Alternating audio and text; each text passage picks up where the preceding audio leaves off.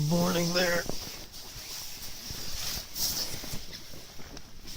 Day 3 on the PCT. I literally just got up right now. I can feel all this stuff imprinted in my face from my covers. I'm about mile 10 or so, only because I spent the entire day yesterday rock climbing. My hands just feel so torn up. I need to get 10 more miles. Unfortunately, I don't have too much water, so I have to go off trail again and then go up a little road here that I'll show you, up to a little spring, and I'm not even sure if that spring's even has water right now, so still it's only 0.8 a mile away, so go ahead and head out. 9 a.m. on day 3, March 5th. So we will see how everything goes today. Alright, one thing I do want to say is last night was absolutely cold. It was like 35 or so. So I bundled up and everything, wore my jacket and everything. But I do have to say thank you to Michelle. She suggested the reflective undercover, which is excellent. And then a Christmas gift from her was this. This is the best outdoors blanket I've ever had. It is a jungle blanket. It's made in the UK. It is awesome. I really highly recommend it. It's waterproof. It's good down to 15 degrees. It's got a great texture. It weighs 15 ounces. It's awesome. Alright. Well, Iron Man out. At least until I wake up. I need to go eat. Now, I thought this would be something interesting, especially for Gabriel. This, from the labels I've read, is an 7S Bulldozer, serial number 61G911, or yeah, it looks like that, or an 8 at the beginning. But check this thing out. So I'm coming down this road right here, and all of a sudden I see this giant old army tank. Check this thing out. It has a V6 turbo engine, and that's the exhaust stack right there. It's out of gas. I don't know when it was last run, but the cylinders, they look alright, but look at those gaskets. That's pretty messed up right there, you know. Right there. There you go. Take my sunglasses off, I might be able to see. But yeah, it's got everything. It's cool, man. It is very cool. So up here, there's that. I'll get a picture of that too. Full tractor, low speed. Everything's all scratched off. It's all old school. There's your steering rack right there, along with your hydraulics. Look how big that radiator and radiator fan is. You got 3 accessory belts just controlling that, along with other things. And just, man, everything is just intense. This is one main engine.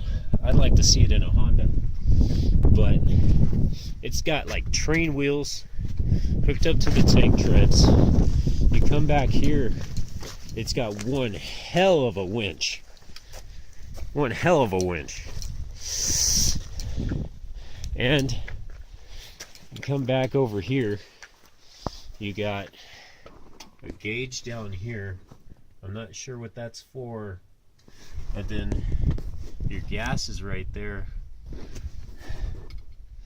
along with your fuel filter, I would imagine. There's your distribution center for the fuel, your throttle, yeah, the whole deal. This is too cool. You know, it's not mine. I'm not going to climb up in there and just kind of show you around and mess with it, but it looks like it's been out of service for a while. But the hydraulics on this thing look pretty good, except for the seals that are in there. I would love to meet the person who owns this thing and give them an offer. But yeah, it's got a busted headlight there. And also another thing is it's been frequently welded, plates on, just to beef it up. That's what you got to do. It actually needs it down here. A welder myself, I know it should be done down there too. Just not just the plate. But I thought this was really, really cool.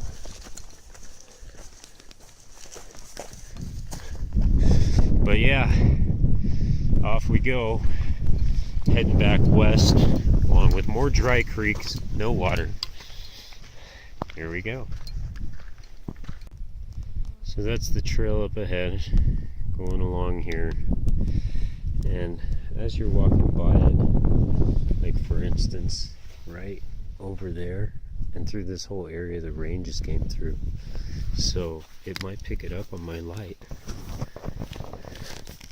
As you're walking through, let me dim it.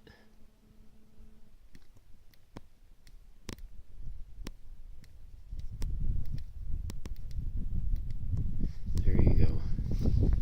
I don't know if you can tell, but as you're going through, the whole place looks like it's glittery. It's all iron pyrite. And as I'm walking through, I keep stopping and going, oh gold, oh gold.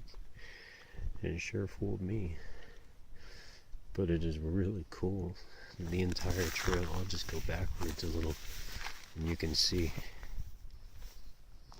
up ahead where mine would be positioned.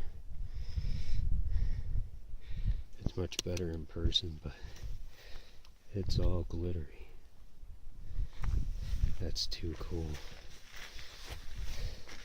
If you guys want to know where this is at, it's right past the gate of mile 12. Also wanted to show you guys something pretty cool. You have to check this out. Hope you can see. But no, let me focus in. Check this out. I have to be very careful.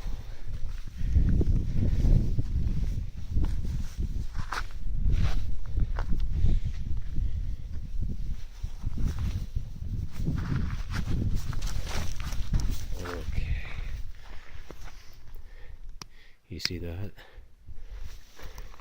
See the tree? You can't even see the damn tree. You know what? I'll take a picture and post it up with this video. It's a huge, huge cliff.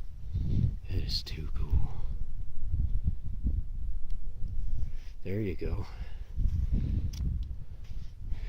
can kind of see, focusing down, you can't even see the bottom there. The trees at the bottom. Just the growth right off the cliff there.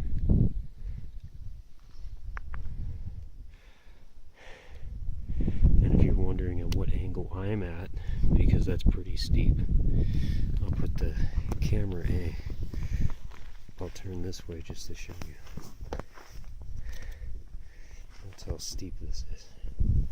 So I have my feet firmly on the ground, because it's a good incline past this. Because that's what I just walked down. You guys can't even tell. I take my footing right, because all this dry moss literally turns to dirt if you're not hanging on the right way. It's just dry, dead moss hanging by. The fact that it's rooted together, so sometimes you can use it as a hold, pull yourself up. Sometimes if you pull too hard, you'll slip. And that's the last mark you want to make on Earth. Okay, so we're gonna go ahead and climb up. I gotta make some holes. There's one, and then there's two. We're back up. So yeah, just example. That's a cliff for you. pretty cool. Onward.